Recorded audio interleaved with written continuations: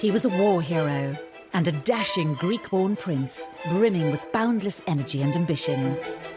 He's a very unflappable sort of character. He's a real leader. Yet when he married Princess Elizabeth in 1947, his life changed forever. And when she was crowned queen, his role became to serve and support her. Prince Philip had to bow down and pay homage to his wife. I, Philip, am your liege man of life and limb. It's a role he's dedicated almost 70 years to.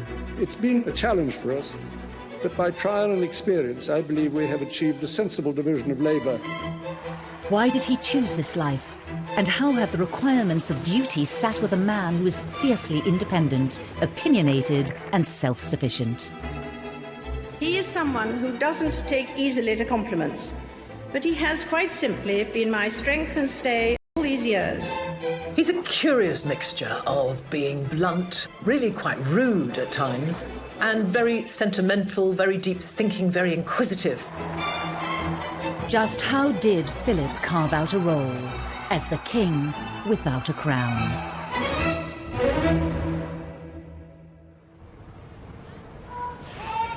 August 2017, and in the forecourt of Buckingham Palace, Prince Philip, the Duke of Edinburgh, is undertaking his last solo public engagement before retirement, a parade of the Royal Marines. He is 96 years old. It's over 70 years after his first official outing. In those years, he's packed in over 22,000 such events. He's been admirable in every sense and completely supportive of the Queen, and she would be the first to say that she really would have been very difficult to do it without him. There is this sense that she's only really been able to be as successful on the throne because she's had Prince Philip by her side supporting her.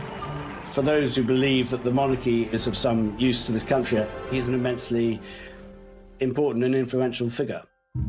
It's been a long, strange journey for the boy, born a virtually penniless prince of the Greek royal family in 1921. The thing about Prince Philip is that he never really had a home, or at least not for very long. Although he was born in Corfu, on the kitchen table, he wasn't there for very long and the family went into exile. They lived in Paris until he was about 8, but then when his mother became ill, his father decided to kind of close down the house.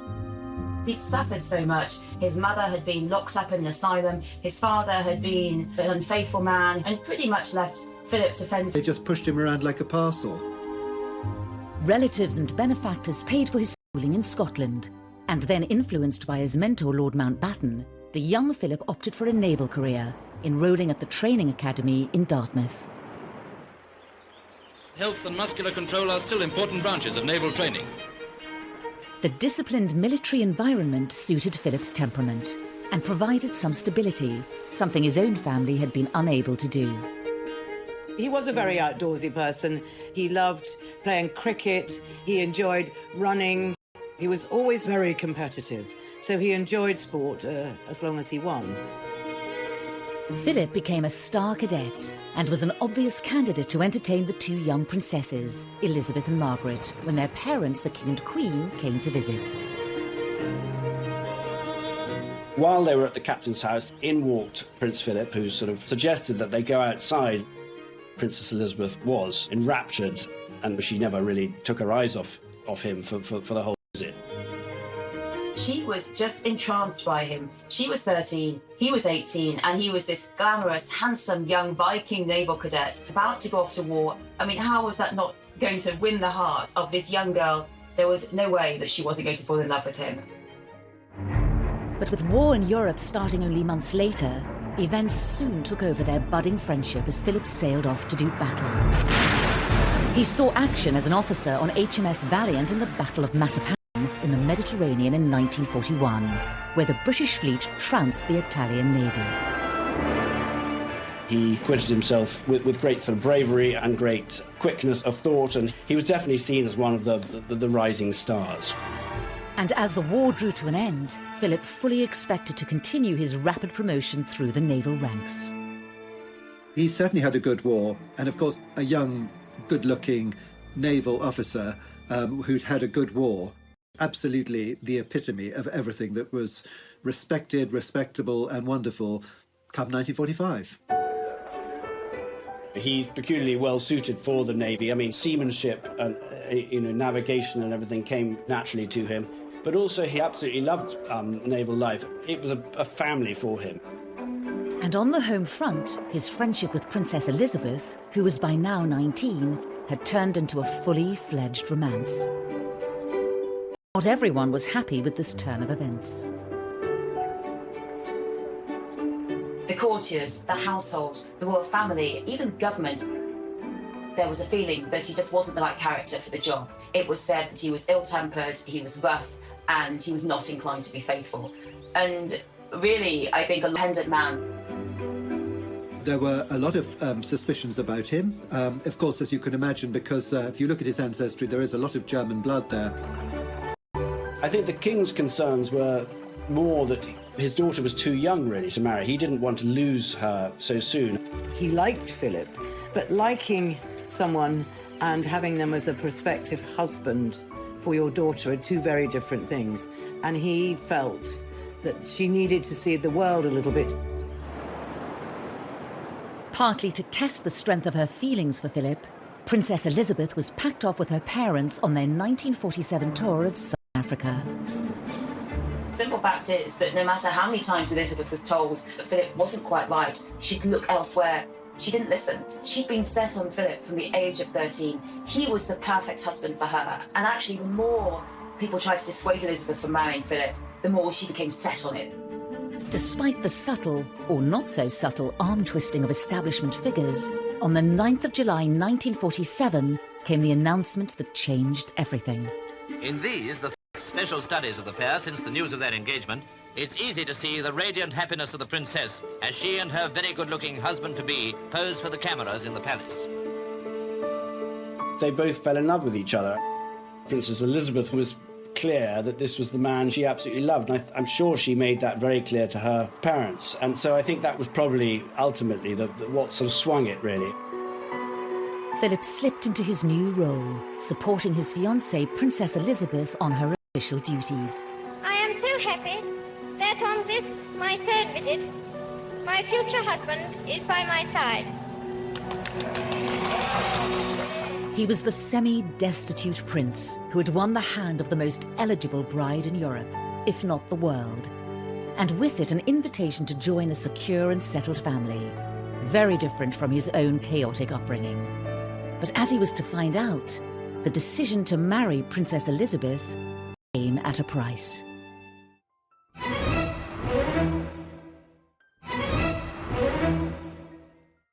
The 20th of November 1947, and all eyes were on Westminster Abbey. Thousands had assembled overnight, all eagerly waiting to see and to cheer the royal processions on this day of their own princess's marriage. Churchill described it like the first bit of colour to sort of happen after the war. It helped to cheer everyone up. You know, London was still a sort of bomb site, basically. Rationing was still in place. People had gone through a difficult time during the war. The country was drained and exhausted, yes, absolutely exhausted. In 1947, people became swept up with the euphoria of it, and suddenly this wedding of this gorgeous young couple was something that people could focus on. There's this beautiful wedding with a lovely gown and bridesmaids and all the things people had missed in the 40s and the late 30s. But when it came to compiling the guest list, there was one decision that indicated just how sensitive the establishment was to Philip's background. Prince Philip's sisters were not invited to the wedding because they were married to quite high-ranking German officers, and one a member of the SS. His father had died during the war, so the only member of his family there was his mother.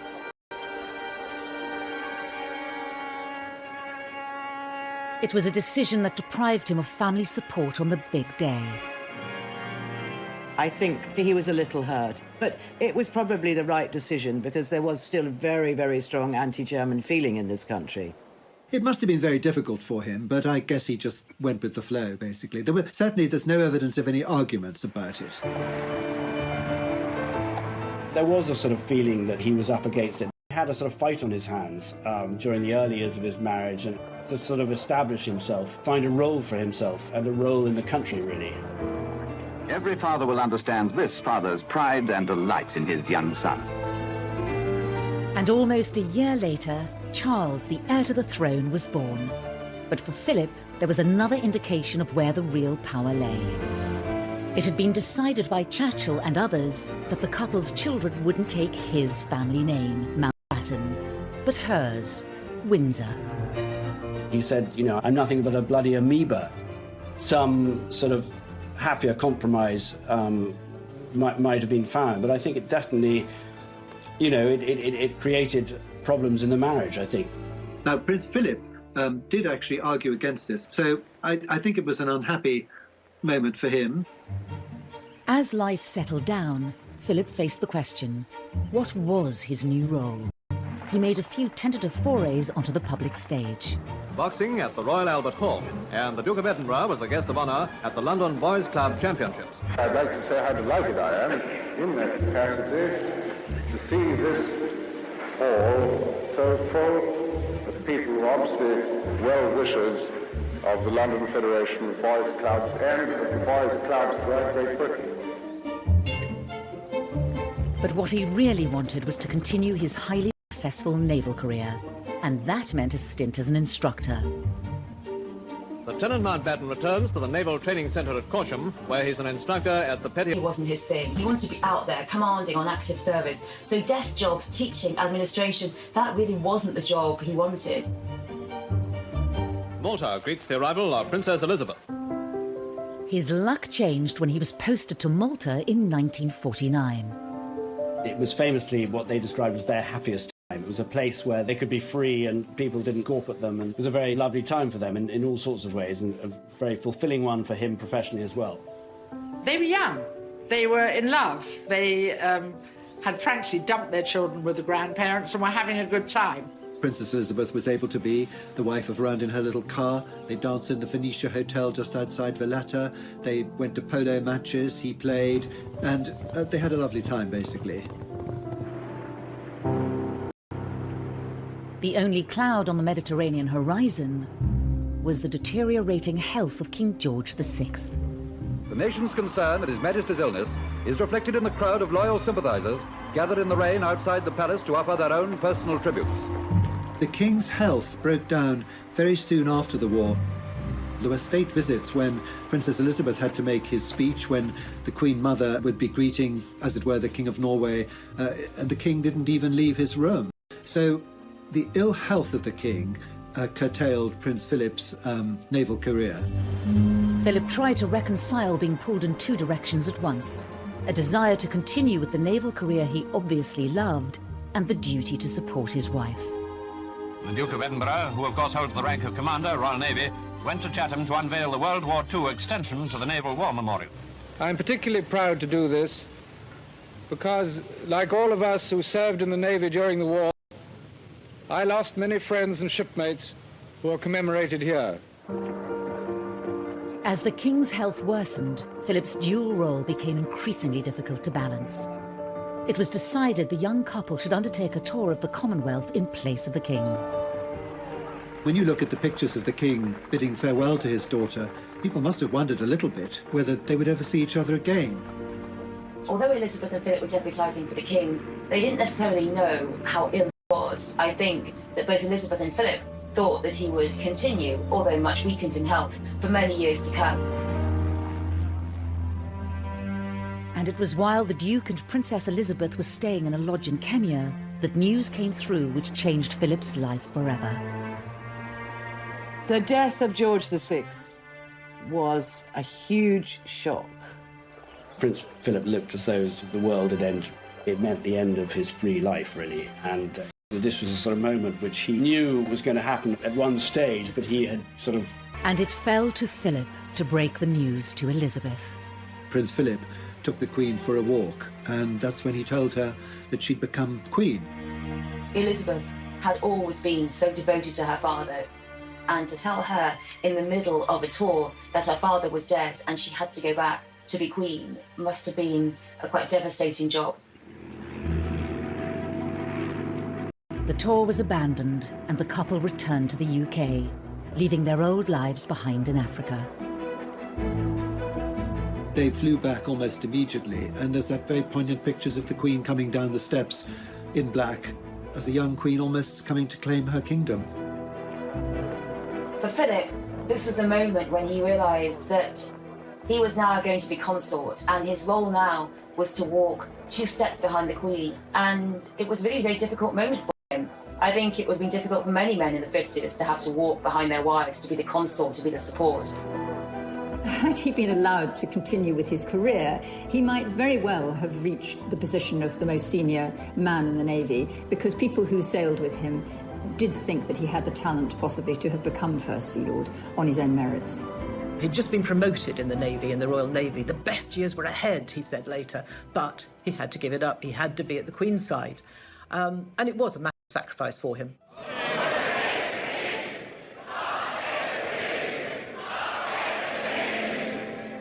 Just over a year later, Queen Elizabeth was crowned in Westminster Abbey.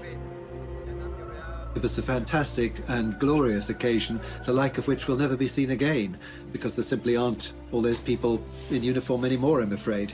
But it was wonderful, a wonderful occasion, and very exciting. And this time, Philip, as chairman of the Coronation Commission, was able to ensure his 3 sisters were on the guest list to witness the extraordinary pageant. Prince Philip had to bow down and pay homage to his wife, and he said he was her liege lord.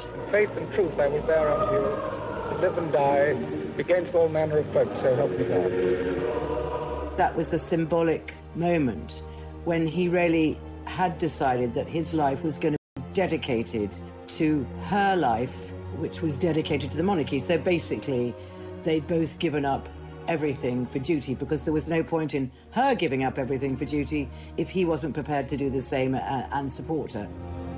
He was completely happy to kneel before his wife, and he just went through it like everybody else. The course of the rest of Philip's life was now set, to serve the Crown and the Queen. Philip is due home tomorrow from his tour of South America, a tour of 60 days and 36,000 miles. With characteristic energy, Philip threw himself into making royal visits abroad. He was never going to be the sort of person who would be happy sort of just slinking away to Balmoral or Sandringham and sort of spending his life shooting pheasants and, you know, pottering around the farm. So he developed a useful role promoting British business and technology. He goes to nuclear reactors, goes to glass-blowing factories making all kinds of products all over Britain. Philip had a really personal interest in the technology and intricacies of business and manufacturing. When Prince Philip first started making tours of inspection, his thoroughness was often inclined to startle. But now we're used to his rather specialised approach, and we see him here showing his particular interest in industry. Where he became very effective was going out and about and giving speeches, and his speeches were widely admired and sort of reported on the press. Ladies and gentlemen, it is clearly our duty as citizens to see that science is used for the benefit of mankind. For what use is science if man does not survive? There's a sort of impatience in him, which is impatience with people who are stuck in their ways. He's innately curious, and I think that's a great attribute, actually. He's a man with acquired wisdom on very, very many subjects. And there's one initiative virtually everyone agrees was a great idea. The Duke of Edinburgh's award scheme proves that the life of modern youth isn't all pop music, long hair and punch-ups. He recently presented gold awards to 127 girls and over 750 boys. Since its launch in 1956, over 6.5 million young adults have developed their confidence and skills by taking on physical, social and charitable challenges in their desire to earn a bronze, silver or gold award.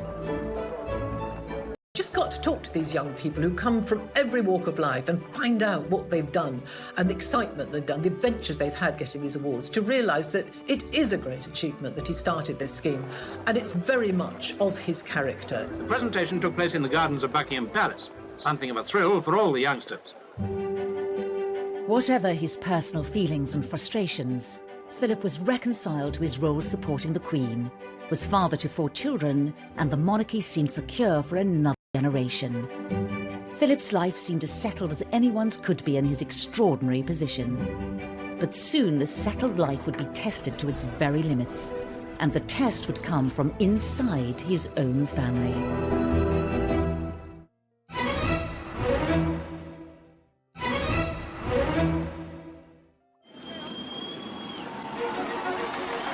The anniversary of the Queen's coronation marked the start of a new era for the monarchy.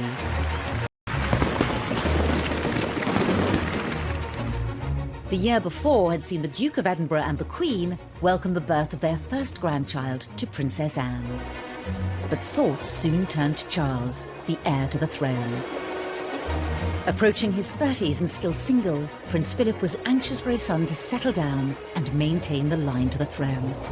It was his father who had made all the decisions about the children during their lifetime. He very much was the one in the family who wore the trousers. So I think the fact that the role fell to him to give him a kick up the backside, to say now was the time, he couldn't just swan around with any number of pretty girls on his arm. And so, yes, it was probably natural for Prince Philip to take that role. When the Prince of Wales began courting Lady Diana Spencer, it seemed to many that he had met his match. But Charles was unsure.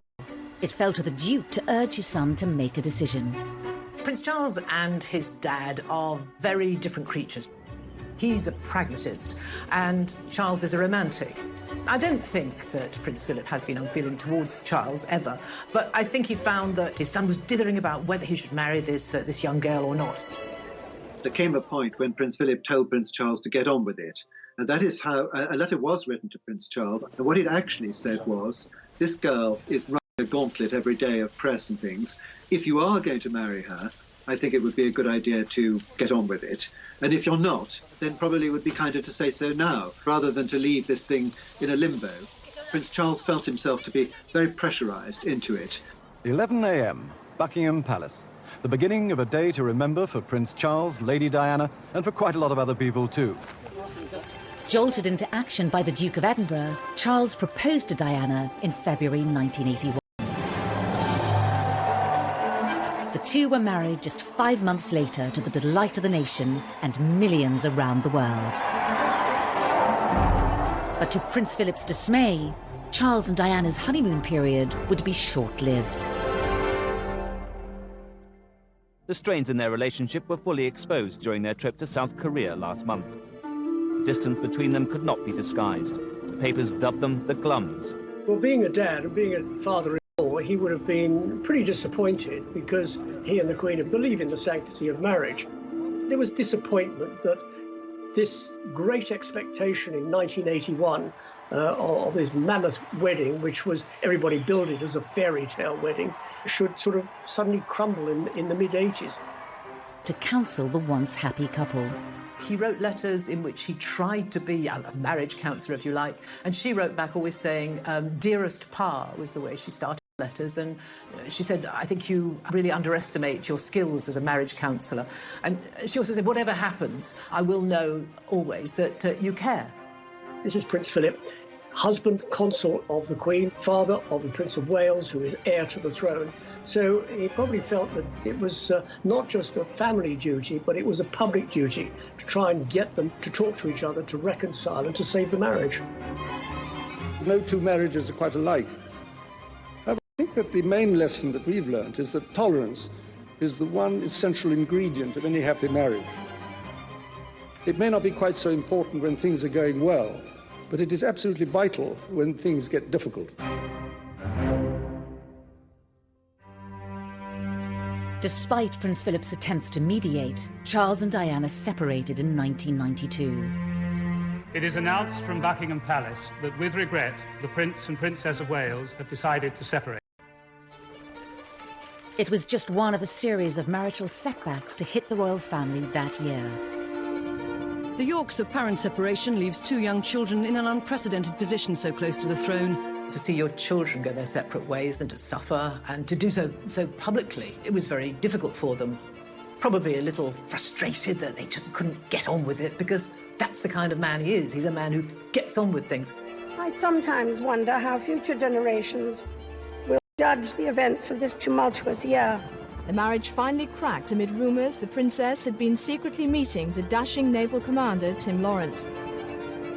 He was exasperated that all these things were going on within the family, none of which was the fault of the Queen or Prince Philip, but was having repercussions on the Queen in that the media was saying, well, why can't she control her family? Well, if your son is 40-something, you don't tell a 40-year-old how to behave. You hope that they're going to be able to do it themselves. It has turned out to be an annus horribilis. But after the breakdown of 3 of their children's marriages, in November there would be yet another blow to the Queen and the Duke of Edinburgh. There are no words that can describe this scene. The sky aglow above Windsor tonight as 1,000 years of history takes flame. The Windsor Castle fire was a huge personal tragedy for the Queen. It's a much-loved home, and I remember being there and watching her in the courtyard the morning after the fire, walking amongst the smouldering timbers, and I felt really sorry for her. She seemed like a rather sad old lady at that moment.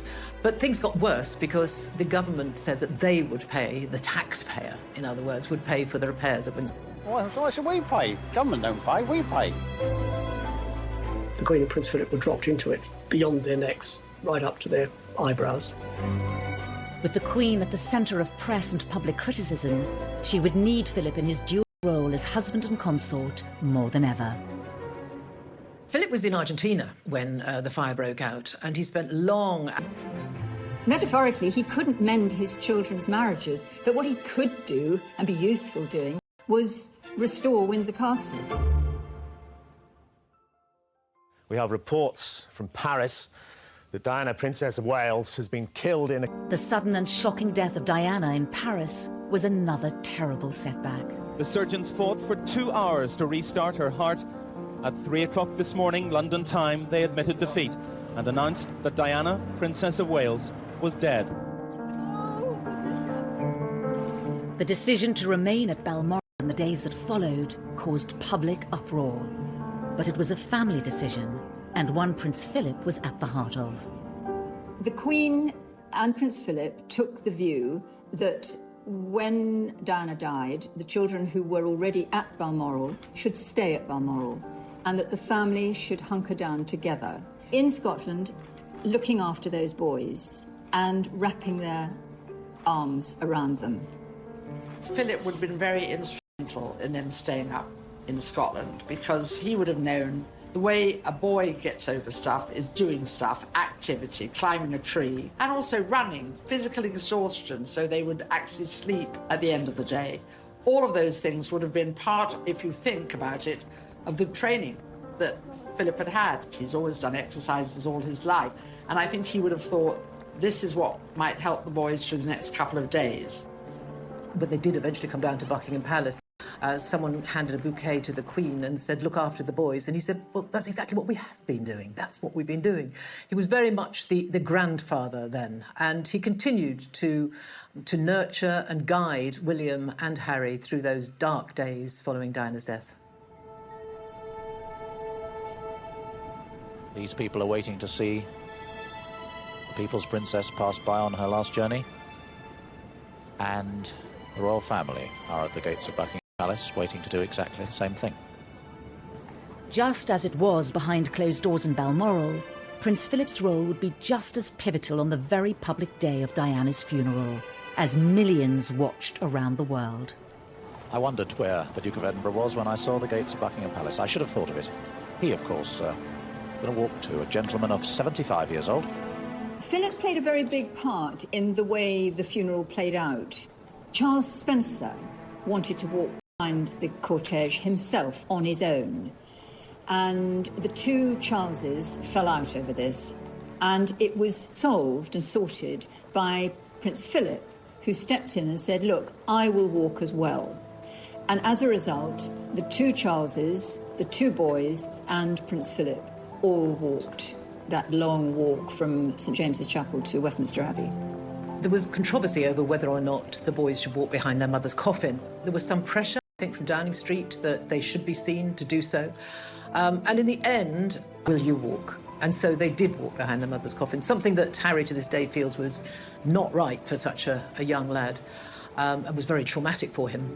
But there is a moment when the coffin passes under an archway of horse guards, and you can see, I think, Philip just put a little reassuring hand on William's shoulder. He was there by their side and giving them some very important and much-needed strength. Prince Philip is known as having this gruff, get-up-and-go side to his character, but he also has a very emotionally intelligent and sensitive side, especially to family things, because he had a very tough childhood himself. So I think because of that experience, it actually makes him more, not less sensitive to dealing with family problems. Toward the end of yet another tumultuous royal year, the Queen gave a speech on their 50th wedding anniversary, reserving special and rare public praise for her husband and consort. He is someone who doesn't take easily to compliments, but he has quite simply been my strength and stay all these years. And I and his whole family, and this and many other countries, owe him a debt greater than he would ever claim, or we shall ever know. When tragedy has struck, or when the monarchy has looked as though it was going through a rocky period, that's where Philip has really come into his own. He's a very unflappable sort of character. He's a real leader and a tower of strength. The Duke had been instrumental in helping the Windsors navigate the most turbulent years of the Queen's reign. And thankfully, brighter times were ahead. By 2002, the dark clouds over the royals lifted, as the British people came out in their millions to celebrate the Queen's Golden Jubilee. Prince Philip was, as ever, by her side to share in this momentous occasion. If ever the monarchy came close to real serious difficulty, it was during the 90s. But really, by 2002, the reception that the Queen got for her Jubilee just made all of that decades disaster go away, really. For Prince Philip, as the strength and stay of the monarch all of these years, he wanted a milestone himself, and 50 years on the throne was significant for him as her partner and right-hand man. He also enjoyed seeing the crowds, so he was very much in tune with those who were coming out well-wishing and enjoying it on behalf of his wife. And suddenly it seemed like they were having a royal renaissance. The royal family's popularity was at a high, thanks in no small part to the Duke of Edinburgh's unerring support. But fresh challenges would be just around the corner for the Queen's loyal consort. The moment of reckoning for Prince Philip.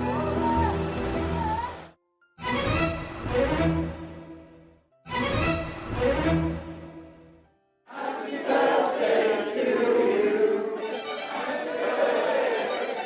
2011 saw the Duke of Edinburgh celebrate his 90th birthday. What I just want to do is to welcome you all here on this 100th birthday party. 100th, you know, it's not 90. I remember seeing him around about that time at Buckingham Palace, and he'd been a little bit poorly, and then he came across, and I said, "Oh, good to see you, sir. Good to see you looking so well." And he looked me up and down and said, "Oh, you're not looking so bad yourself, actually." So he still had a twinkle in his eyes.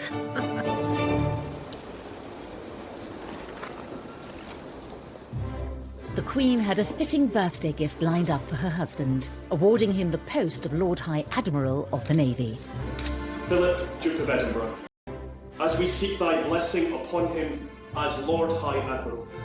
Obviously, he'd much rather have stayed in the Navy and earned that title, but he knows that that wasn't to be. He had another job to do, and that job which he took on and which he's adhered to all these years is simply to support the Queen in everything she does, first and foremost.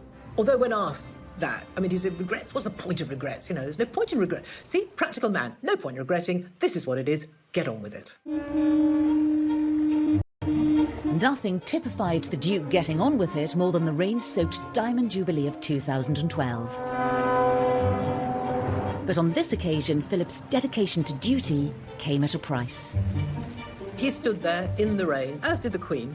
There seemed to be no shelter at all, and unfortunately the next day he was taken to hospital with an infection, and we realised that he wasn't going to be able to take further part in the Jubilee celebrations. It was a journey they should have made together, but today the Duke of Edinburgh's place was taken by Lady Diana Farnham. To many, it was a sign of things to come for the 90-year-old consort.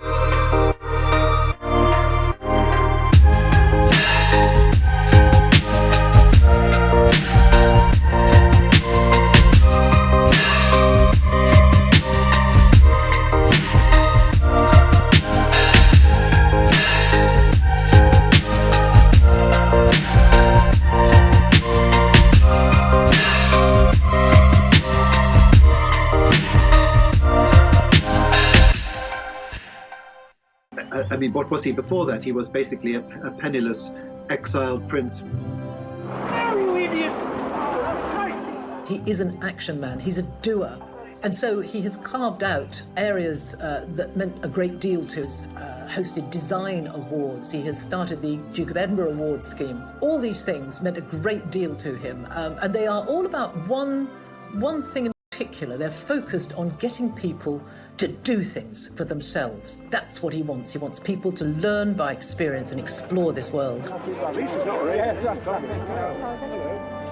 Driven by an unwavering focus on duty before all else, perhaps Prince Philip's greatest achievement has been transforming the role of conventional consort into one more like a king, with no need for a crown.